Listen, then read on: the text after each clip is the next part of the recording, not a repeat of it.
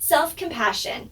It is a really interesting term and can be a great way to help deal with emotional issues when going through a divorce. Here is Blake Brisbois to talk about that concept of self-compassion.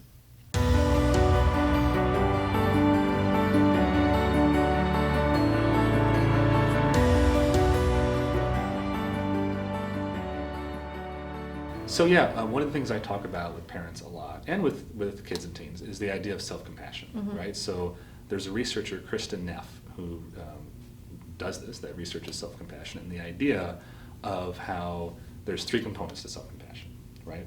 There's mindfulness or awareness that you are in fact suffering, right? The idea of a common humanity versus isolation, right? How isolated you feel in your struggle, or how much of a part of a greater whole you are in that struggle. And also self-kindness, right? And I think for most of our culture, we really struggle with a lot of those. Mindfulness, we're so distracted in our culture, and we just have so much going on. We're busy people, right? So sometimes we're not as aware as we could be about our struggle. Common humanity, I think, especially for parents, right? There was a time, I think, where I wasn't around for it, but I believe there was more coherence in what parenting meant, like what the parenting styles were.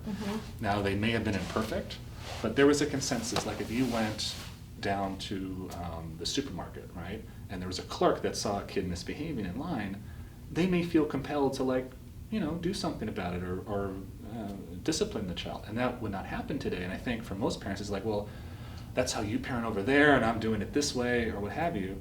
So there's a lot of diversity now in parenting, but it also makes the nuclear family feel sometimes very isolated, right? So if we're going through a struggle with our kid or we're going through a divorce, we have to handle it internally.